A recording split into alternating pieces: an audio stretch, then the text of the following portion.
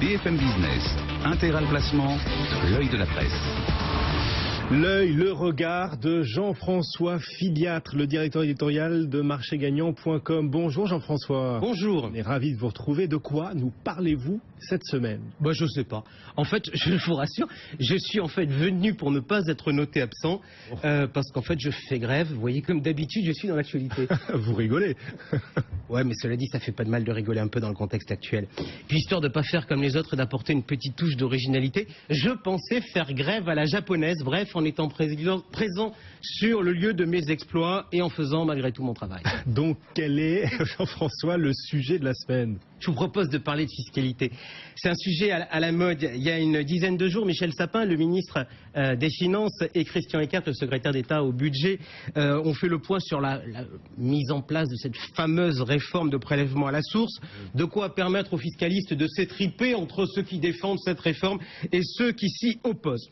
D'ici quelques jours, nouvelle actualité fiscale, on va rentrer dans se focaliser sur un autre impôt à plus court terme, puisque le calendrier de la campagne de l'impôt sur le revenu 2016 a été publié. Les déclarations papier vont partir sous peu. Le service de déclaration en ligne ouvrira dès le 13 avril. Je rappelle à tout le monde que la date limite de déclaration pour la version papier est fixée au 18 mai. Et puis que selon les départements, si on déclare par Internet, ce qui est d'ailleurs une obligation pour les gros contribuables, eh bien, on a des délais supplémentaires. 24 mai pour les départements entre 1 et 19, 31 mai pour les départements entre 20 et 49 et 7 juin pour les autres. Au passage, puisque je suis d'humeur à rigoler aujourd'hui, je me suis amusé à comparer la carte qui a été publiée par l'administration fiscale sur la remise des déclarations d'impôts et la carte des vacances scolaires, et je me suis rendu compte qu'il n'y avait strictement aucun rapport entre les deux. Je me suis dit, vive la France, pays de la simplicité. Il va toujours chercher la petite bête, Jean-François. Et alors, vous voulez parler fiscalité, mais pour nous dire quoi? Pour évoquer avec vous un projet de texte qui est actuellement débattu dans les couloirs de Bercy. Vous le savez, tous les fiscalistes, tous les économistes sont d'accord sur un point. Un bon impôt, là déjà je sens les contribuables qui nous écoutent en train de s'inquiéter. Un bon impôt donc est un impôt à base large et à taux faible. Le hic, c'est qu'on est en France et qu'en France, on est les champions du monde dans le concept de l'impôt à base faible et à taux large. Alors, l'impôt sur le revenu, par exemple, il est ainsi mité par de multiples exonérations, déductions et autres réductions d'impôts. D'ailleurs, il y a certaines personnes qui s'interrogent pour savoir si on pourra continuer comme ça avec la mise en place du prélèvement à la source. Et puis, pour l'impôt d'après, celui qu'on verra d'ailleurs pour certains en simultané avec l'impôt sur le revenu, c'est-à-dire l'ISF, l'impôt de solidarité sur la fortune, le principe est le même. On a des exonérations à gogo pour l'outil de travail, l'art, les voitures de collection, les PME, ainsi de suite. Quel est donc le projet? Eh bien, à force de faire entendre leur voix, les fiscalistes et autres économistes ont fini par être entendus par un conseiller fiscal de Bercy. Ni une ni deux, ce dernier a donc proposé au ministre l'application de ce nouveau principe. Après le mariage pour tous, le gouvernement réfléchit donc à instaurer un ISF pour tous. Un ISF pour tous, ça sent la blague, votre histoire. En tout cas, si ça se confirmait, Jean-François, ce serait un vrai scandale. Vous allez naturellement vous élever contre ce projet d'ISF pour tous. Keep cool, Guillaume. L'autre jour, vous m'avez traité de Caroline Dehaze de la Finance par référence à la lanceuse de pétition de la loi travail. Je préférerais ne pas vous avoir à vous appeler Ludivine de la Rochère, championne de la manif pour tous et divin de l'anti-mariage pour tous. Ah, celui-là. Évidemment, à Bercy, on sait qu'une telle mesure ne serait pas véritablement populaire. Puis, vous voyez le contexte actuel, avec la loi sur la déchéance de nationalité, la loi El Khomri, on devient de plus en plus sensible dans les étages aux sentiments de l'opinion publique. Oui. D'autant que, dans un environnement de taux faible, l'ISF est littéralement confiscatoire et qu'il contribue à la répression financière actuellement en vigueur, au même titre que la politique monétaire qui est menée par Mario Draghi. Je vous donne, pour bien comprendre, un exemple. Sur votre contrat d'assurance vie, en 2016, vous allez peu ou prou toucher 2% en moyenne. Là-dessus, je vais vous prendre 0,31 points au titre des prélèvements sociaux. je vais vous retirer environ 1% d'inflation. Ça veut donc dire qu'il va vous rester que 0,7% de rendement net. Et encore, vous notez, je suis sympa, je n'ai pas pris en compte l'impact fiscal d'un éventuel retrait. Si sur votre 0,7% de rendement net, je vous retire un point d'ISF, eh bien, qu'est-ce que je fais? Je finis par vous appauvrir. L'ISF est libéralement confiscatoire et contribue donc à la répression financière. Alors, comment faire? Comment le gouvernement, comment Bercy pourrait-il faire pour rendre l'ISF pour tous populaire? Eh bien, en fait, l'idée est venue d'un conseiller technique du ministre spécialisé sur l'épargne. Son constat, c'est que l'épargne est mal allouée dans ce pays. Elle est insuffisamment tournée vers l'investissement productif. Et savez-vous qui est considéré comme responsable? Les épargnants qui n'investissent pas assez dans les entreprises? Non, les banquiers, car ils concentrent tous les pouvoirs. Je vous explique le raisonnement du conseiller épargne de Bercy. Comment peut-on épargner? En investissant dans l'immobilier ou dans des placements financiers. Vous voyez, on peut expliquer l'économie simplement. L'épargne, c'est, vous avez raison, de l'investissement en immobilier, investissement financé par crédit. Et qui prête aux investisseurs? Les banquiers. Parfait. Passons maintenant à l'épargne financière, qui est l'autre phase de l'épargne. La première des solutions, l'épargne financière, c'est l'épargne basique, c'est les livrets, les comptes à terme, l'épargne bancaire. Et qui propose ces produits? Les banquiers, toujours.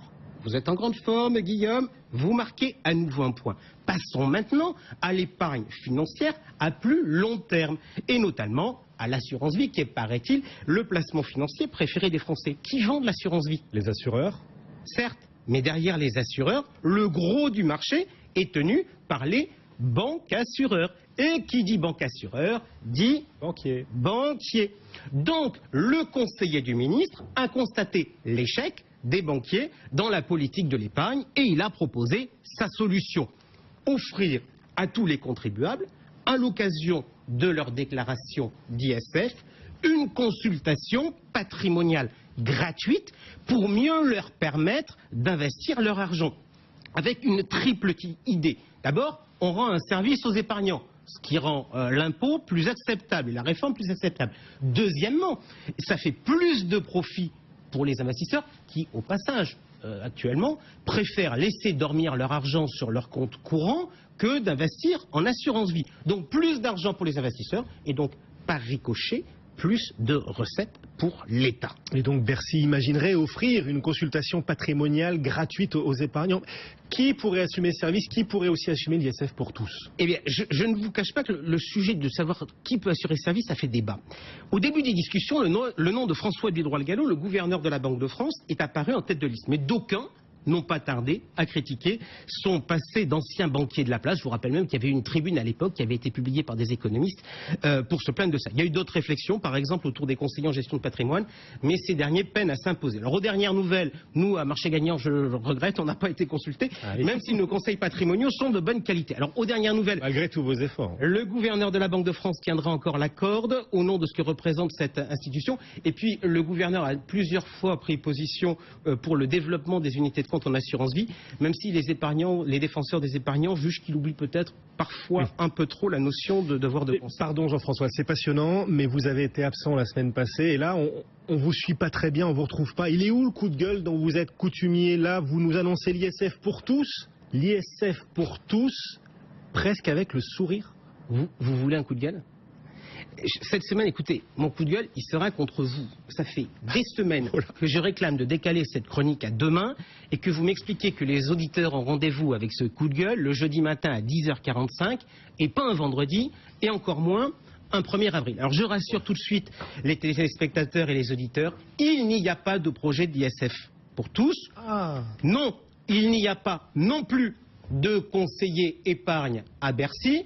Et ça, par contre, c'est pas rassurant, parce que ça explique vraisemblablement qu'il n'y ait pas de politique d'épargne dans ce pays, ni aujourd'hui, ni hier, et ni vraisemblablement demain non plus. Enfin, oui, il est possible de faire des blagues, même pas drôles, en dehors du 1er avril. Les multiples annonces fiscales qu'on a eues au cours des 20 dernières années nous le démontrent. Enfin, oui, soyons sérieux quelques instants, chacun d'entre nous devrait faire une fois par an une déclaration d'ISF, sans l'envoyer au fisc, histoire de faire un point précis sur sa situation patrimoniale, parce que la répression financière dont je vous ai parlé, ce n'est pas une blague, c'est une réalité. Sa mission, c'est d'appauvrir petit à petit ma copine Choupinette et ses amis. Par ailleurs, un portefeuille qui est constitué au fil des années, au gré des suggestions de votre banquier, n'est souvent pas un patrimoine bien constitué, mais un millefeuille inadapté et avarié. Donc j'aurai aujourd'hui un message à lancer aux téléspectateurs et aux éditeurs. Depuis trop longtemps, vous faites grève sur la gestion de votre épargne. Alors faites grève, soit, mais faites comme moi, faites grève à la japonaise, en faisant malgré tout votre boulot. Et le boulot d'un épargnant, c'est à minima de faire régulièrement le point sur sa situation. Ça valait bien ce poisson d'avril. Donc non, pas d'ISF pour tous, c'était la blague de Jean-François Filiade de la semaine. Mais oui, pour vous faire prendre conscience, à vous qui nous écoutez, qui nous regardez, qu'il faut faire un point régulier sur l'état de votre patrimoine, quitte à déclarer, faire comme si vous déclariez chaque année un ISF, ça vous permettra au moins de faire un état des lieux de l'état de vos finances. Très important. Très important. Quitte à nous lâcher un poisson d'avril un 31 mars. C'était Jean-François Filiade, décidément, il sort des rails, Jean-François. Vous restez avec nous? Allez.